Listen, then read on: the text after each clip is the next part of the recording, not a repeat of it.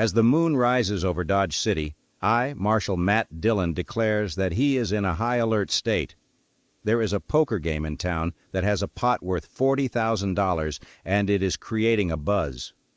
Trust in the bank is decreasing as rumors about it circulate. However, I have a strategy to revive faith. Here, enforcing justice is a difficult task, and determining guilt without evidence is challenging. That is the plot of our story, which is about the struggle for justice, trust, and the rule of law in the Wild West.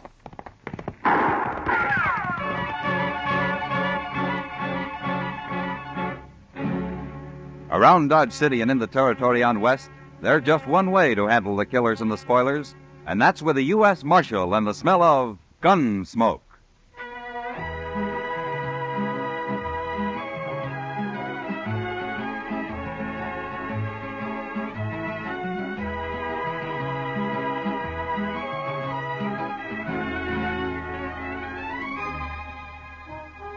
Gunsmoke, starring William Conrad.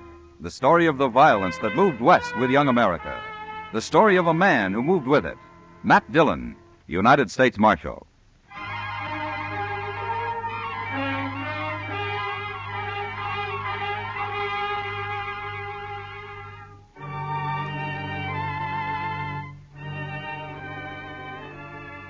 Trouble could start any time in Dodge, but usually it was at night that the men made their play along Front Street, and so ordinarily I was up a good part of the night and did my sleeping in the morning.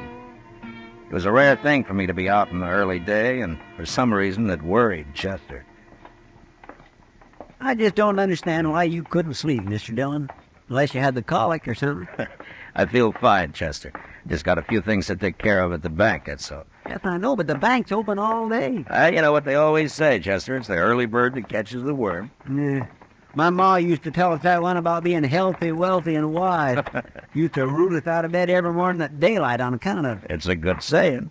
Yeah. I don't know whatever become of my brothers, but I'm sure not living in a very big house. Maybe you ought to come in here more often. I got no business with the bank, Mr. Dillon. Well, morning, Mr. Fogg. Morning, Chester. Morning, Mr. Dillon. Morning, Fogg. I'll be over in a minute as soon as I straighten this stuff out.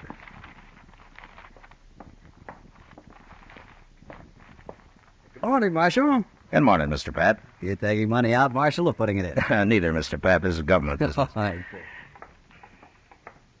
are those men, Marshal? What? I said, who are those men? I never saw them before. That one in the middle holding the envelope. He seemed pretty excited about something. Certainly, sir. What can I do for you? I want a loan of money immediately. Well, we'll do what we can, sir. First of all, how much do you want? $20,000. Ready, sir. Mr. Pat. Yes? Yeah, excuse me. Gentlemen, this is our president. You'll have to talk with him. I heard you say $20,000, Captain. That's a lot of money. What do you have for collateral? My collateral, sir, is right here in this envelope. You may look at it, but don't reveal it to these other gentlemen. He's playing cards. Don't name them. I'm afraid I don't understand. Well, I've been in a poker game at the Texas Trail all night long. Right now, there's about $40,000 in that pot. There's some good hands out. I've put every cent I had into it already. Now, they've given me just 20 minutes to come up with more money. Well, I certainly wish you luck, sir, but I never heard of it. You've seen my hand in that envelope. You can lend me the money on that. But surely, sir, you don't expect the bank to enter a gambling game. Now, these gentlemen are also in the game. They came along to see that those cards aren't changed. The other men are watching the table at the Texas Trail. It's all fair and square, I assure you. Well, gentlemen, I'll gladly pay you 10% interest. You've only got 5 minutes left, Hook. Come along, gentlemen. We'll step in the back office. Well, that's about the craziest thing I ever did here. You must have a pretty good hand, Chester. I know, sir, but you don't think Mr. Pap's going to let him have $20,000 on it? It certainly looks that way. Yeah, there we are. I'll take care of this and we'll get out of here. This is government stuff, Fogg. You know what to do with it. Certainly, Mr. Dillon. Now, let me see.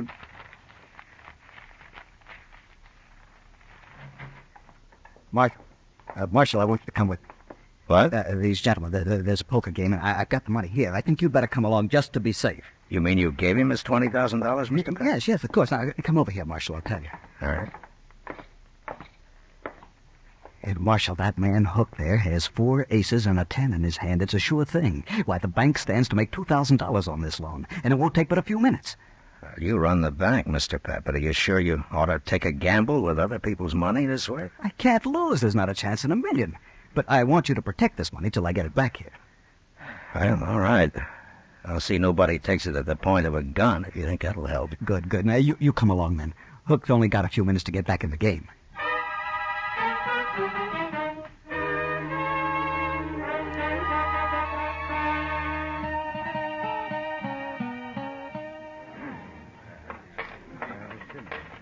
All right, there's my money, Mr. Shaneways. I'm calling you, sir. You must have a pretty good hand, Hook. All the trouble you've been to. You will see it. What have you got? 5 little hearts, all blue. I win, sir, 4 aces. But look at my hearts.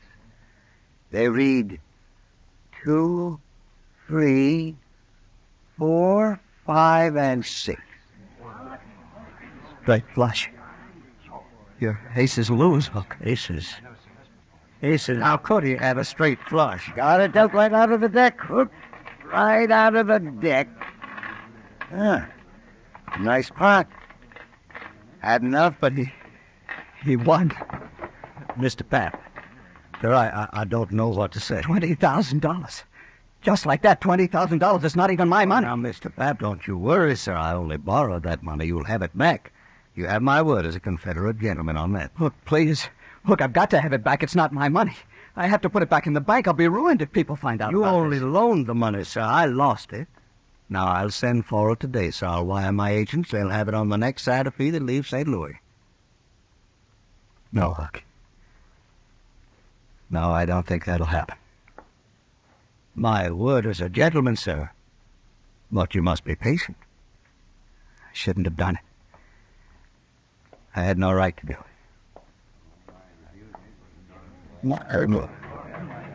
Chester. Yes, sir? Go tell Doc I want to see him. Yes, Mr. Dillon. All right. Everybody. Now listen to me. All of you. Now, I don't want a word said about this to anyone. The bank's important to Dodge, and this could ruin it. Do you understand? All right, then, see to it. Or there'll be trouble for all of you. Well, certainly, Mark. No, right, now you all don't understand.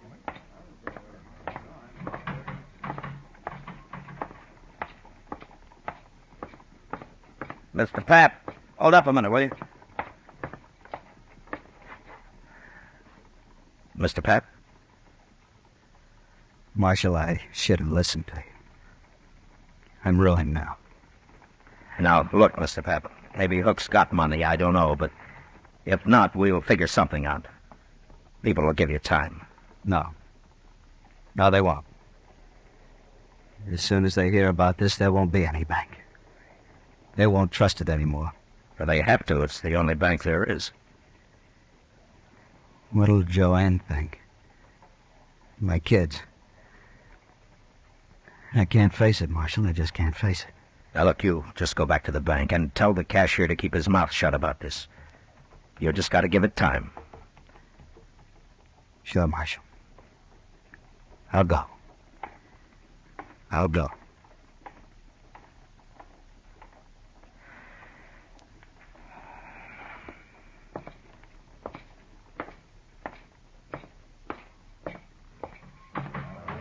Yeah.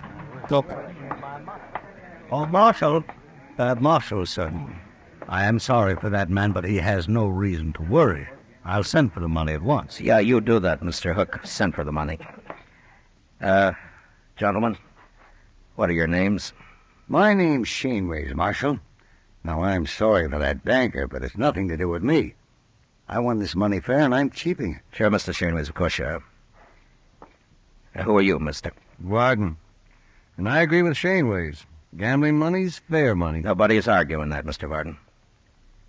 But remember, gentlemen, what I said. Don't talk about this. Oh, well, hey, Matt. Chester said you wanted me. What's happened? Didn't hear any shooting. Everything's all right, Doc. Oh, well, that's it. Oh, you look familiar. Don't you? I hadn't had the pleasure, sir. Oh, well, maybe not. No, I guess not. My mistake. Never mind, Doc. Come on. Yeah. Chester said he'd wait at the office, Matt. Look, Doc, I want you to go over to the bank. Mr. Pap is pretty upset. See what you can do for him, huh? Give him a bromide or something. Sure, man. What's wrong with him, anyway? He just lost $20,000 in a poker game. He lost $20. And he wasn't playing. He lent the money on the strength of what looked like a good hand. That man Hook came into the bank for it with the other two. Oh. He brought his cards along and raised the roll that way, huh? What? How did you know? Oh, I heard of it once, Matt. It was down in New Orleans. Oh, that was years ago. Well, what happened? Well, the same thing. Fella got the money and he lost it. That's all. You mean it was fixed between him and the others? Oh, sure, it was fixed all right. Well, how did they find out? Well, the fellow that borrowed the money got drunk and he talked and they put him in jail, but the others got away clean. Look, Doc, that gray-haired man you thought you recognized, his name's Hook. Are you sure you never saw him before? Oh, a lot of people look familiar at first glance, man. You know how it is. Look, in New Orleans, you didn't know the men who pulled the trick on the bank, did you? Well, people said that they'd come down on the riverboat. I was doctor on the Tennessee Belle then, but I never met them, not to my knowledge anyway. Do you recall hearing their names? Well, that was a long time ago, man. Look, Doc, those three back there may have just pulled the same thing now. Hook looked familiar to you. Maybe he remembers you, too. Well, he just said he'd never met me, Doc, man. he could be lying. Oh, sure, but I can't place him. I probably never saw him before. Well, go see what you can do for Pap. He's in pretty bad shape. Well, sure, man. Gamblers were always drifting in and out of Dodge. Some of them were crooked, and some, it had been said, were honest. Ordinarily, it didn't matter much one way or the other. Most men could take care of themselves. But now the bank was involved, and the citizens of Dodge had their faith in that bank, as well as their money. I gave it a lot of thought the next hour or so, and finally I had an idea that seemed like a start anyway. I explained it to Chester, and together we went back to the Texas Trail. Shaneways and Varden were idly cutting cards, and Hook was at the bar talking to Kitty. Hello, Matt. Kitty. Howdy, Kitty. Do you know Mr. Hook? This is Marshal Dillon. We met earlier. Why, yes, indeed. This morning? I must have smelled trouble, Kitty. I got up early. You're always smelling trouble, Matt. Yeah. Leave your beer, Hook, and come with me. What for? Just do it. Whatever you say, Marshal. Miss Kitty, I'll be back. Yeah, sure. All right, Varden, Shaneways, get up and follow Chester. What? Is this an arrest? Now, what would I be arresting you for, Mr. Shaneways? What? Nothing. You've no reason. That's right. All right, come on, let's go.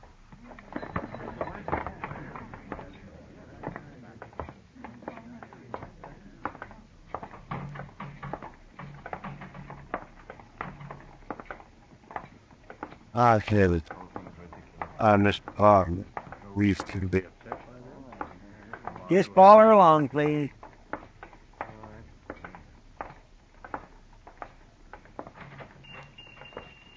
What is the idea of bringing us in here, Marshal? Good morning, gentlemen. What can I...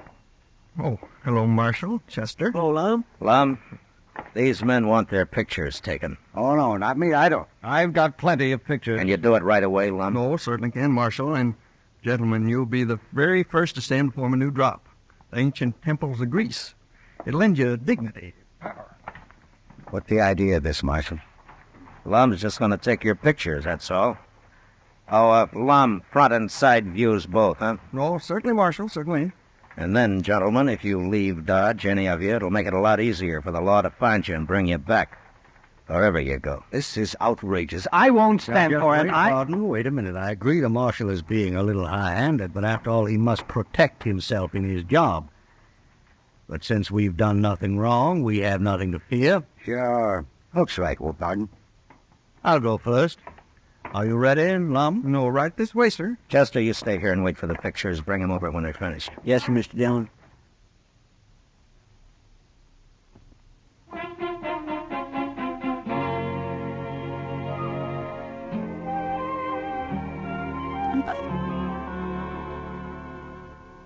Well, a pretty good photographer, Mr. Dillon. Yeah, these aren't bad.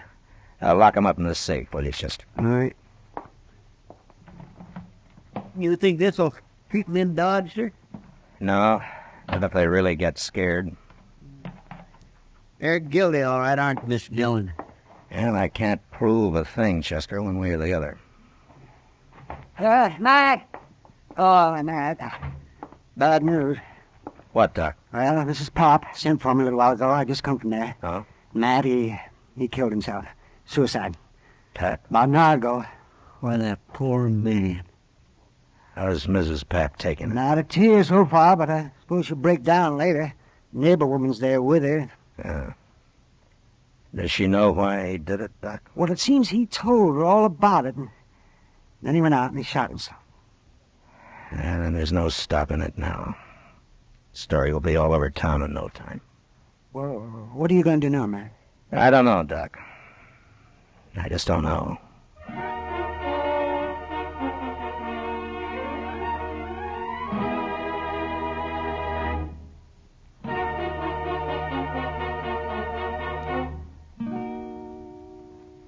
We will return with the second act of Gunsmoke in just a moment. But first, today's opportunity knocks twice for qualified women. For the younger woman, the career of nursing offers opportunity unlimited. Ask how you can enroll as a student nurse at any hospital at the nurse's registry desk.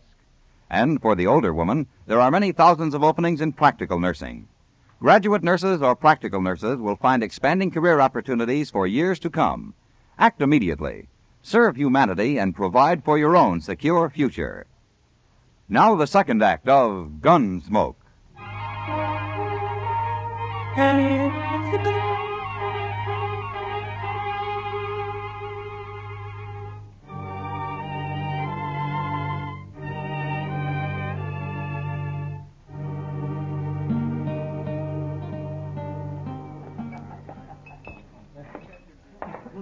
I'll buy you a drink, Kitty.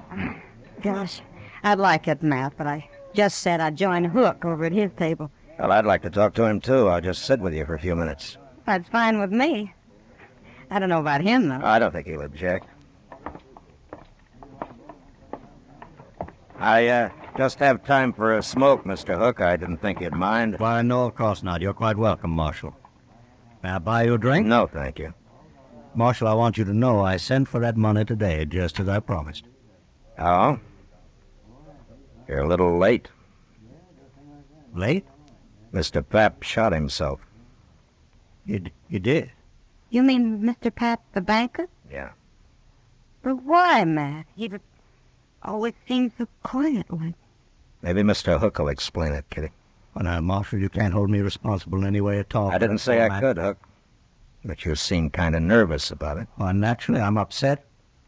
After all, that man did me a great favor. Yeah, sure. But I don't think the people in Dodge are going to like it much when they find out. Tell me something, Mr. Hook. When were you in New Orleans last? New Orleans? Mm-hmm. Well, why do you ask that, Marshal? Just curious. Well, sir, I've never been in New Orleans. Does that answer your question? Yeah, it's good enough. For now. Goodbye, Kitty. I'll drop by later. Sure, Matt. And, Mr. Hook, it still goes about not leaving town. I like it here, Marshal. Yeah. Yeah, you should.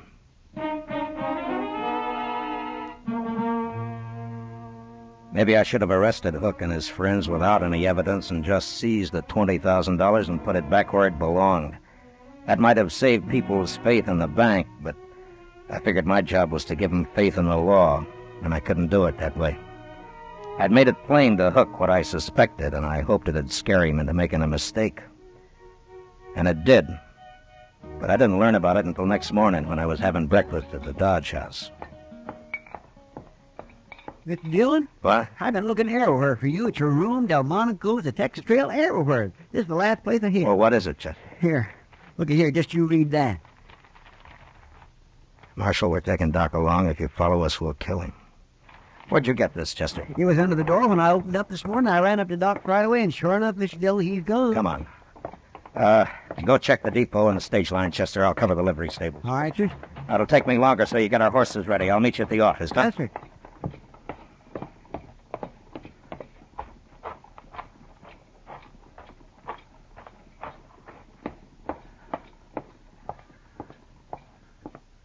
Well, it's the Marshal. You're out early today. Not early enough, Andy. Eh? What can I do for I want to know if you rented out any horses last night. you? Well, sure. You? Why? Did you rent 4 to anybody, 4 in a bunch? Why, yes, I sure did. Be back today, so they said. Who said? Well, strangers to me. Paid me in advance, though. The greenhorn. What time was this, Andy? Oh, it was late. Yeah, it was way after midnight it was. Something wrong? Yeah. Tell me, Andy, what'd they look like? Well, one was an old fella, gray hair. Didn't give me his name, though. I don't think I got much of a look at the other one. You have any idea which trail they took out of town? Well, no, I don't. One of them said something about St. Louis. But that's not much help, is it? That might be. Oh, thanks, Andy. Oh, one thing, Marshal. Yeah. If you're riding after them, those horses they got are just crow-based. I didn't figure they could handle anything better. There was nothing to do but take a chance and ride east. Luck was with us, though, and within an hour we cut their trail. 4 horses leave a pretty fair track, and we followed it, riding hard. By dusk, we could tell by their sign that we'd nearly caught up with them. And soon after dark, we spotted their fire. These were gentlemen, maybe, but they were mighty poor hands on the prairie.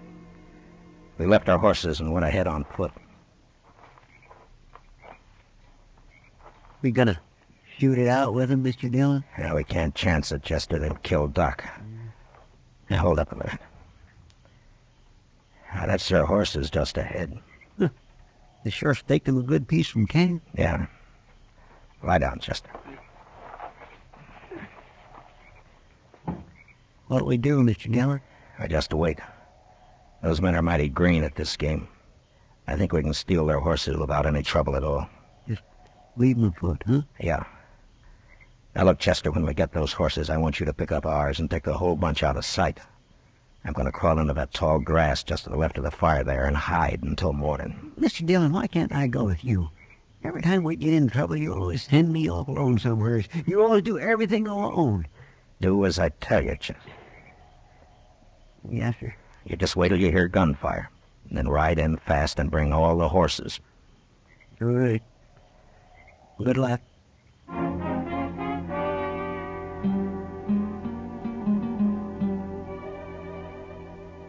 By dawn next morning, I was half burrowed into the ground and covered by blue-stem grass, not more than 30 feet from their camp.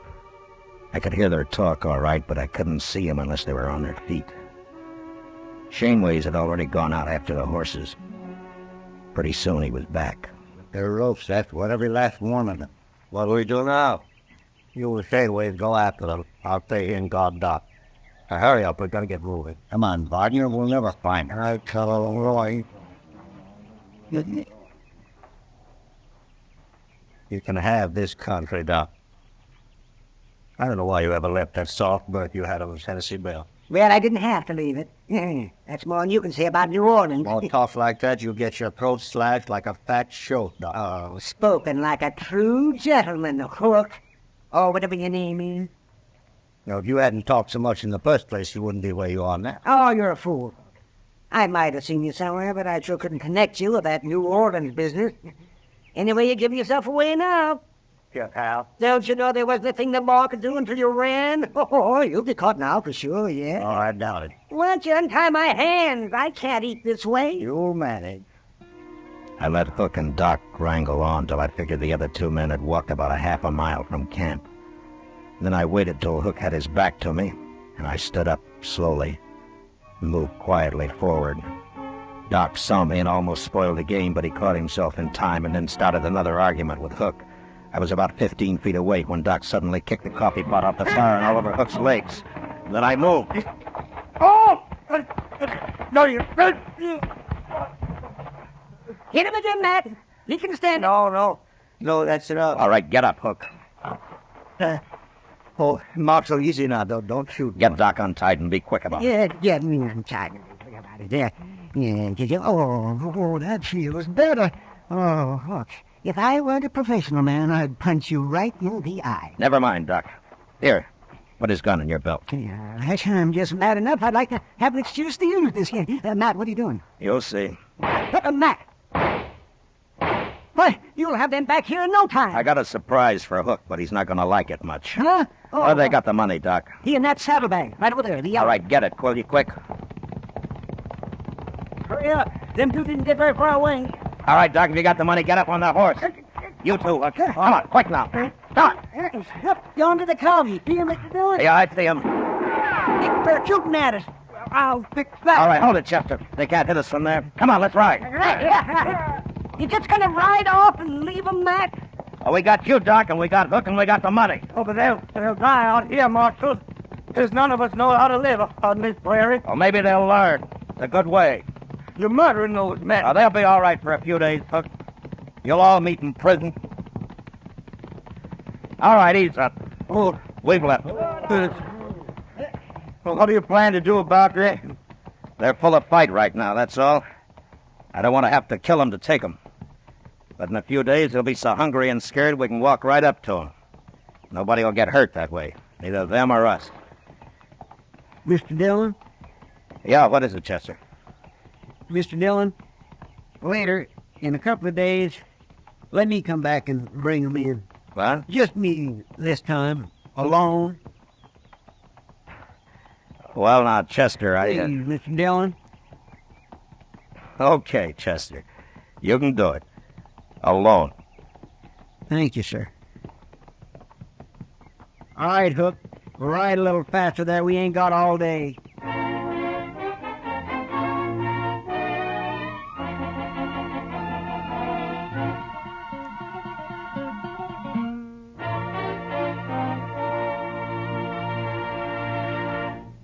Gunsmoke, under the direction of Norman MacDonald, stars William Conrad as Matt Dillon, U.S. Marshal. Tonight's story was especially written for Gunsmoke by John Meston, with music composed and conducted by Rex Corey. Featured in the cast were Lawrence Dobkin, Harry Bartell, Ralph Moody, James Nusser, Joe Cranston, Paul Dubov, and Peter Leeds.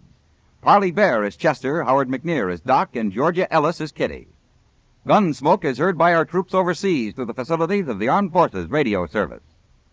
Join us again next week as Matt Dillon, U.S. Marshal, fights to bring law and order out of the wild violence of the West in Gunsmoke.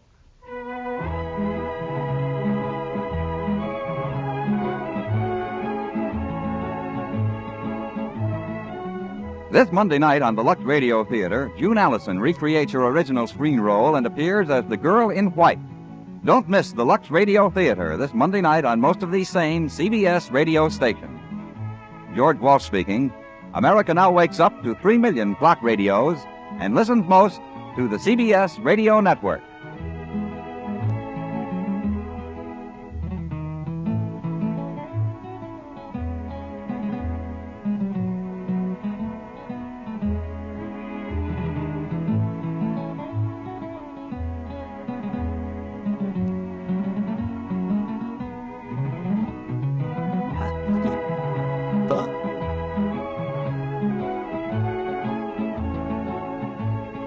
This